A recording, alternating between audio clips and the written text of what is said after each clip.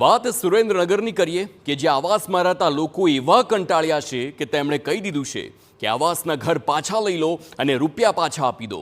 અહીં રહેવું જ નથી તે પ્રકારની માંગ છે. જી હા, સુરેન્દ્રનગર નગરપાલિકાએ શહેરના ગરીબ અને મધ્યમ વર્ગના લોકોને આવાસ તો આપી દીધા, પરંતુ પ્રાથમિક સુવિધાઓ જ નથી આપી. આવાસ યોજના હવે માત્ર શોભાના ગાંઠિયા સમાન બની ગઈ છે. અહીં રહેતા લોકોની રાવ છે કે ગટરો ભરાઈ જાય છે, છતાં કોઈ સાફ કરવા આવતું નથી. આવાસમાં કોઈ કચરો લેવા આવતું નથી, સફાઈ નથી થતી, ગંદકી જ ગંદકી ખદ બધી રહી છે, વીજળી પણ નથી અને સૌથી મોટી જરૂરિયાત ચોખ્ખું પાણી પણ નથી આવતું. લોકો નગરપાલિકામાં જઈ અનેક વખત રજૂઆત કરી ચૂક્યા છે, છતાં તંત્ર આંખ અને કાને પાટા બાંધીને સૂઈ રહ્યું છે.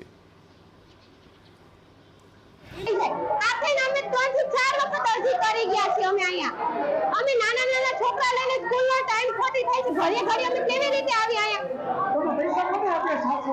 અહીંયા બીજા મારે ઓફિસ છે નગરપાલિકાની. એ લોકોએ કીધું હતું 1000 રૂપિયા તમે ભરો તો અમે તમને ગટરની કુંડી સાફ કરી જશે.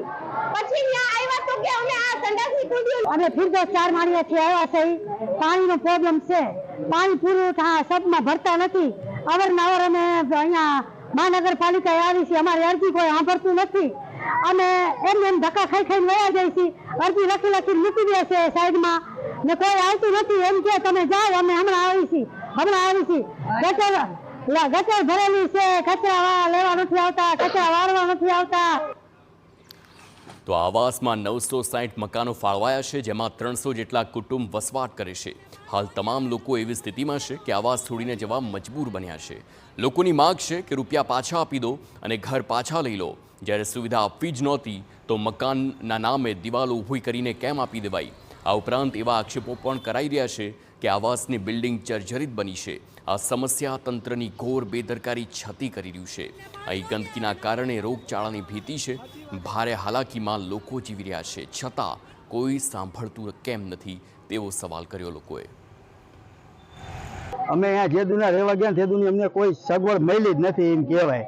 નથી પાણી આવતું, નથી લાઇટની, અહીંયા નથી કચરા લેવા આવતા. અને કચરાવાળા વાળવા આવે તો કે અમારે એક સાઈડ વાળવાનું હોય, બીજી વખતે બીજા વારે વાળવાનું હોય. અહીંયા કોઈ જાતની અમને સુવિધા નથી.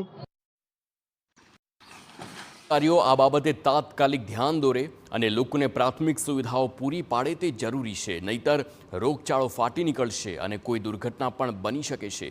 હવે સ્થાનિકો એટલા કંટાળ્યા છે કે જો સમસ્યાનો ઉકેલ નહીં આવે તો ઉગ્ર આંદોલનને ઉતરવાની પણ વાત કરી રહ્યા છે.